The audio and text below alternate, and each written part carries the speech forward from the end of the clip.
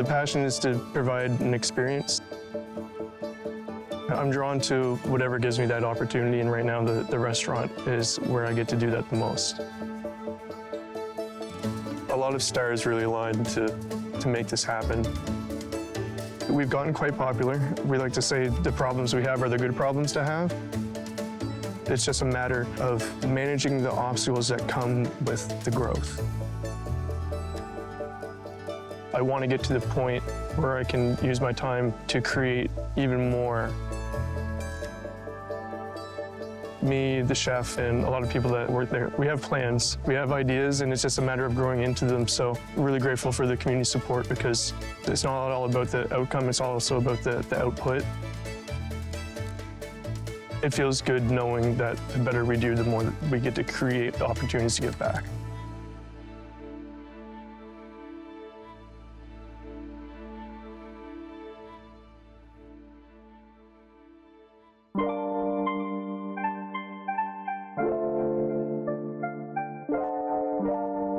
Today, we are heading down home to Shelburne, Nova Scotia. We will be meeting with Brendan, the owner and operator of Emerald Light, a local gem known for its great food, fantastic drinks, and vibrant community spirit. Brendan's deep-rooted passion for the community he grew up in shines through as we explore the cultural renaissance flourishing in Shelburne. Join us as we delve into the heart of this revitalized community.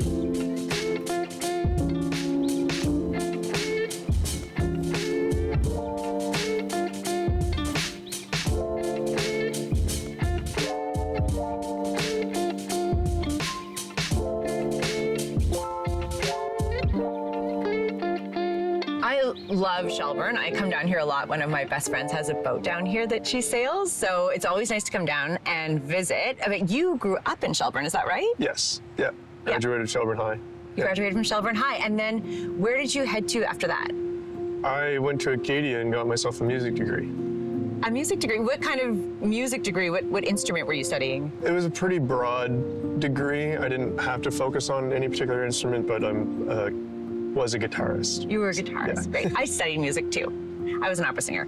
Oh, wow. Yeah, so we have that in common. Cool. The hospitality industry, is that something you were always a part of? Is that something your family was a part of? How did you get into it? My last year at Acadia, that 5th year, I only had like 3 courses to wrap up, so I had a lot of free time and I had to get myself a job, and my mom said, "You're pretty social, you might like getting into bartending." So that's kind of where it started. I wound up working in the kitchen at Boston Pizza. Fun. But yeah, because you can't just walk into bartending jobs. I learned the hard way. Yep. I made it through. You made it through, yeah, and it all worked out. It did.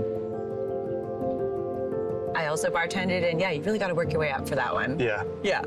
But obviously you must have loved it because you're still doing it now. What was that progression like? So you graduated with your music degree. Did you use that at all?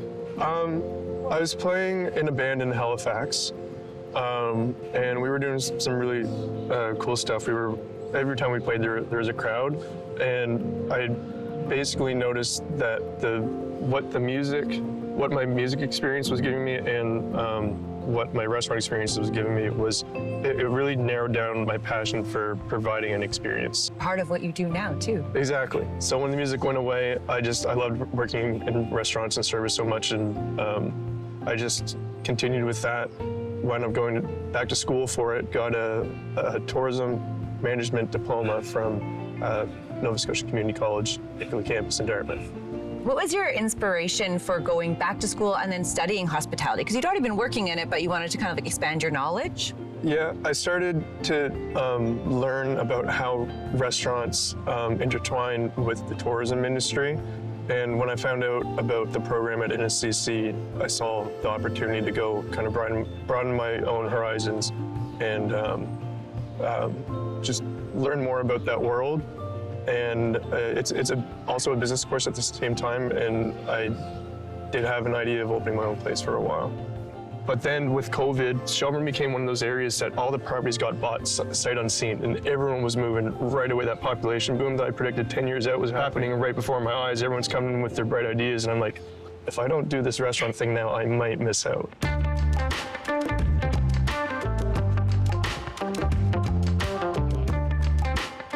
So I was just obsessively driving up and down the streets. Like, if I had that restaurant location, what would I do? If I had that restaurant location, what would I do? A lot of the restaurant owners in the area, they're getting up there. They're going to want to get out soon. Some of them might come up for sale. This location, the one time I mentioned it, my mom was like, don't even think about it. It's owned by a nonprofit. It's never going to come up for sale. But then with COVID and everything, people are starting to choose different career paths. And the lady that was managing the Shelburne Cafe, which is what this was, decided she was going to get into real estate. She quit this job, and within the week, the board of directors that owned this property decided to put the place up for sale because they have another facility up the street. They were just going to consolidate everything. They were just moving it over. Yeah. I just went for it, put in an offer. It kind of was the best of both worlds because they didn't go out of business. They just moved so that they could kind of, you know, consolidate and work more efficiently, and you got to have the place that you were kind of called to. Yeah, a lot of stars really aligned to make this happen. I sent them a letter thanking them for their role in their community and promised that I would do the same with it because it's the perfect location. There's a lot of locations in town that unfortunately have gotten derelict. Yeah. They're not really being used for anything anymore, and it's just, I feel we've gotten to a point as a community where we really need to protect the great properties that we have left and make sure that they're used for their highest potential for the betterment and the development of the community. So I promised I would. I'm also really passionate about keeping the integrity of the community as well. You know, as we have an influx of people, it's wonderful, but it's also really important to keep that, you know, the history and the history of the buildings and history of the community. And I love that you're keeping that alive. Your restaurant I love that it's in this beautiful heritage house, it seems like. Is it? I mean, I don't think it has a heritage designation, but it is over 150 years old. It's got the stone foundation and everything, so. Feels so welcoming and like home when I come in. It's cozy. It's really cozy, and that's what I love. And I love that you're working to keep that going in the community, breathing life back into it and being a facilitator for that, and also kind of helping people along who might be coming into the community to make sure that they understand what Shelburne's all about. Yeah, absolutely. I love feeling like an ambassador or like a tour guide. Real estate agents bring in their clients here, so I can tell them all about it. And I know everything that's happening here that is exciting that people want to hear about. Yeah. It's a cool time because the tourists, they come in, I get to confidently tell them, come back in 2 years, see what's new, come back in 5 years, because there's a lot of cool stuff happening. There's more to come.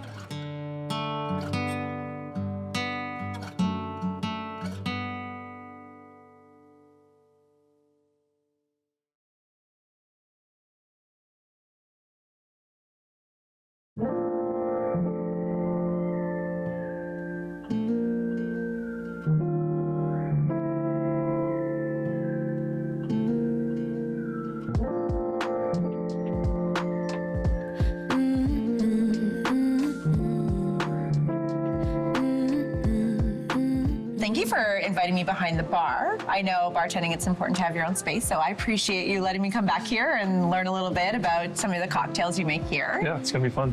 I love the name. Where did the name come from? My uncle was visiting from New Brunswick one day, and he said, why don't you paint the door green and call it Emerald Door Cafe?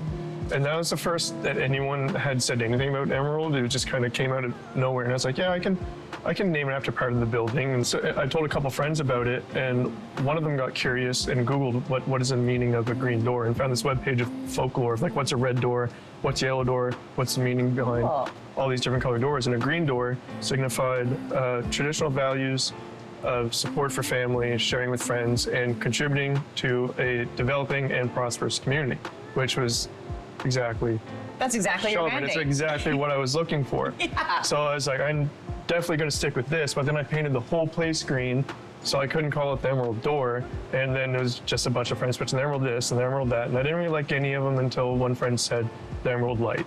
It really worked out. The Emerald Light became a beacon for all those values that I stole from a green door.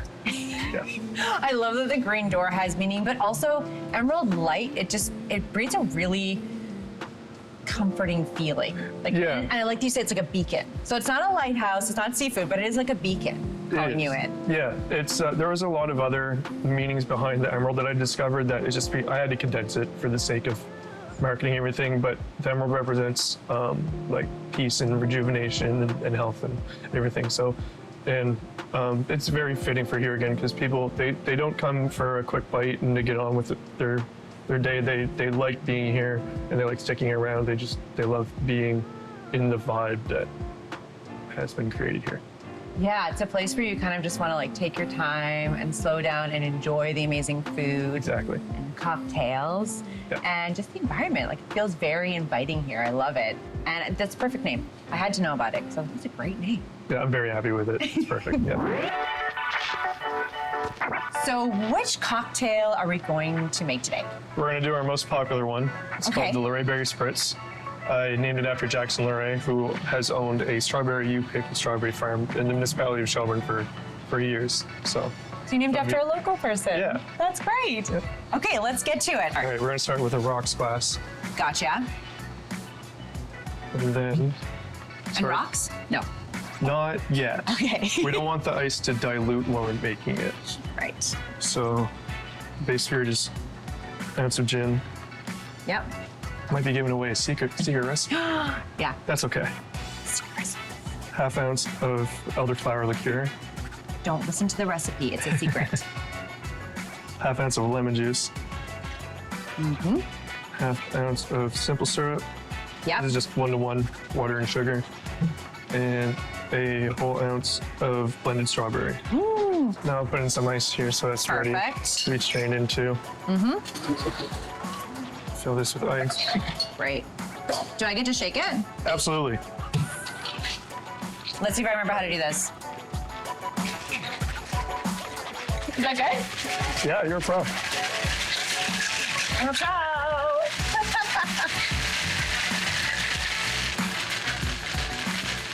Yeah? Oh, There you go. still got it. Ooh, look at this. Ooh, that's a pretty color. Okay. Strawberry. And then on top, Lemon. lemon wheel. Garnish. Oh, And that's beautiful that. color. All right. There you go. This drink looks delicious, but I also want to know about your menu. What's the idea behind your dining experience? The concept is gourmet comfort food, elevated comfort food.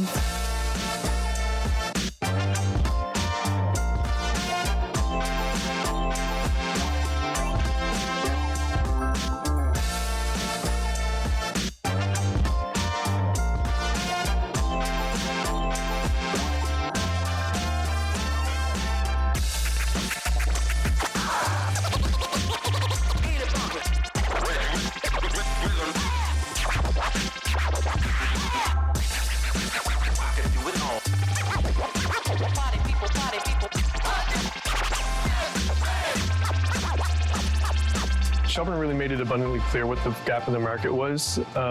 So we just, we're not quite fine dining.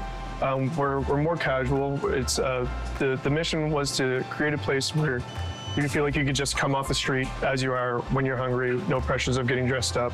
No pressures of white tablecloths.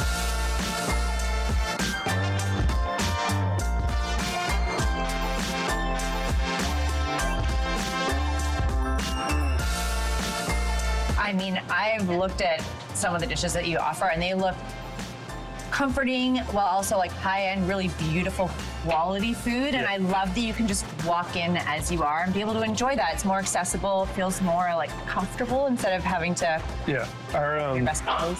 Our chef here is also originally from Shelburne, but he has 15 years experience of fine dining in restaurants in Halifax. And he also moved home during COVID. And he came 6 months after we opened, and he just took the concept and elevated it even more.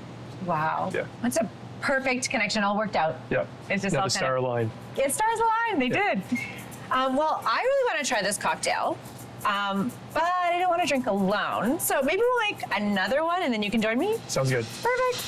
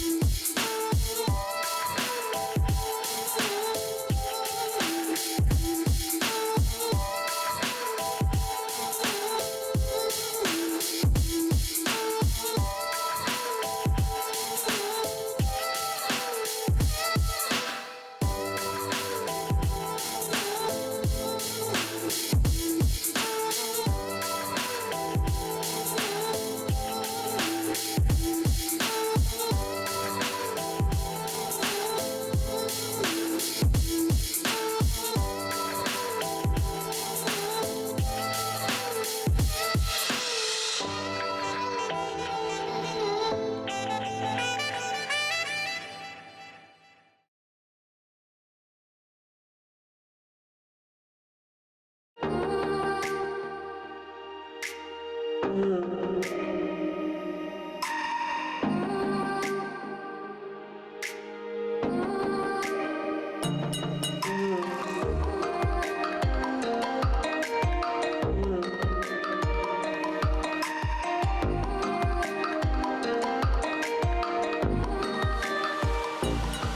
Herb, thank you so much for joining us. You are an important member of the community, and you also watched Brendan grow up, is that right? I certainly did. He and my daughter Kate grew up together, went all through school together, and it was a wonderful time. Oh, that's so special, and now he's back. Yes, yeah. And that's what we need around here, someone either to stay here and do good things or to come back here and do good things. Absolutely, to help the community thrive, Yes. as you're doing. And when you were growing up in high school, growing up here in Shelburne, did you think you'd be coming back? Was that always a plan, or did that kind of come about later on? I don't really think I had a grasp of what I wanted to do back then. The restaurant thing kind of just hit me in the face as I was coming out of university. So, yeah, all the ideas that I'm working on now, didn't really have back then. I didn't really know if I was going to be here or not, to be honest.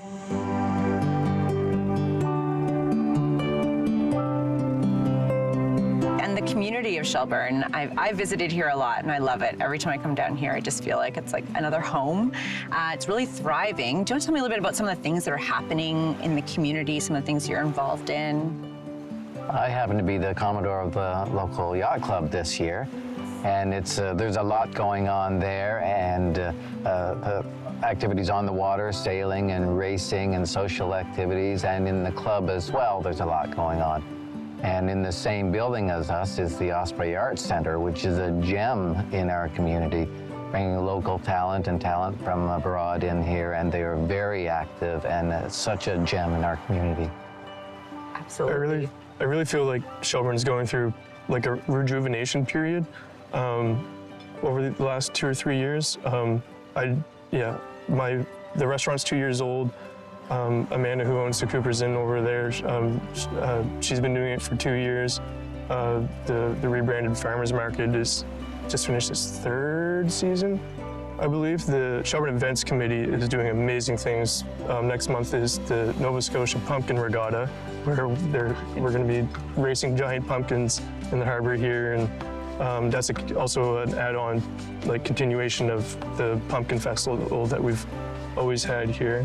District 33 Winery in Jordan Bay, they just had their 2nd season of putting out a product, and they might have, the experts say they might have the best land for growing grapes in the entire province. Wow. So, yeah, there's a lot of new and cool things happening. Yeah, there's a lot of life kind of coming back into the community, and people moving back, and new people moving here. Yeah, we can see the growth.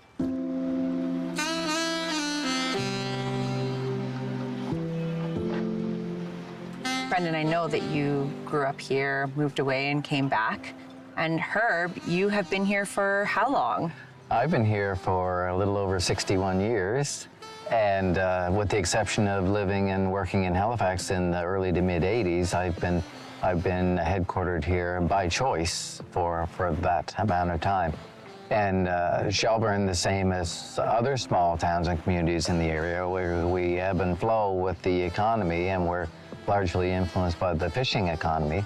And Shelburne is on the way up again. There are new ideas, there are new people, and there's a lot of initiative, a lot of ambition, like people like Brendan. And there are a lot of things to do in Shelburne. If someone would say to me that they don't know what to do on a Friday night or a Saturday night, I would suggest they're not looking very hard, because I am frequently double and triple booked with so many offerings in the community and performances and things like that. Shelburne is a place that you can be very, very busy if you choose to. That's great. And how has that changed over time? Because you've had quite many years here. You must have seen how has it always been that way? Or? It has not always been that way, because with the influx of new ideas and new people, and this seems to come, and like I said before, ebbs and flows. And we are definitely on the way up now with new people. A lot of the people have chosen to live in Shelburne and area, especially since the pandemic. A lot of influx in capital and ideas and volunteer spirit in the last several years. So we are enjoying a period of growth, economic and social growth, and there is a lot going on in Shelburne.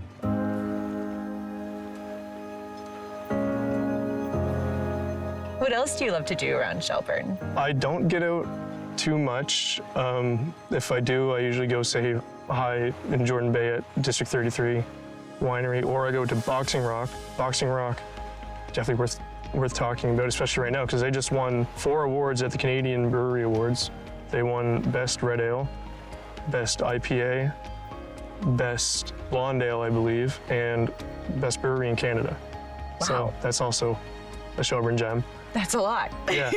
Other than that, some nights, if it's just been a busy day and I need to unwind, I'll just come down here and stare at the 3rd best natural harbor in the world. And yeah, just sit on one of these benches and mellow out a little bit.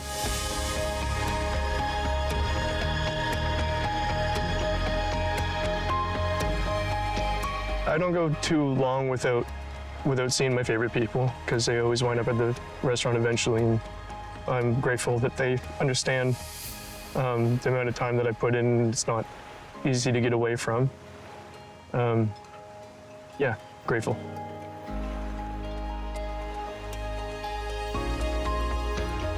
Brendan recently blew the dust off his guitar at a rockin' performance at the Osprey with a local performer named Natalie McIntosh. Her band is Loviet.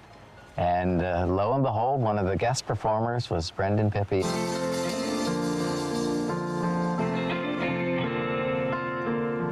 That was a thrill. The roof blew right off the joint that night. Oh, wow. So you're coming back to your music again. I got the calluses back on my fingers just in time. It hurt a little bit, but it was loads of fun. Like I said, the passion is to provide an experience, so I'm drawn to whatever gives me that opportunity, and right now the restaurant is where I get to do that the most. Yeah. Yeah. But you never know. Maybe some more music coming back into your life. That'd be Maybe. kind of cool. Maybe. Another full circle moment. Yeah. Yeah. To see the fine gentleman that Brendan has evolved into, and to be so happy that he's chosen to put his efforts and his talents back into his hometown. And we need to earn the interest and the efforts of people like Brendan and others. Well, it's been so wonderful to sit down with both of you today, and also to be back here in Shelburne visiting. Is there anywhere that you could recommend for lunch? And where light's always open. Perfect. I'll see you there. Sounds good.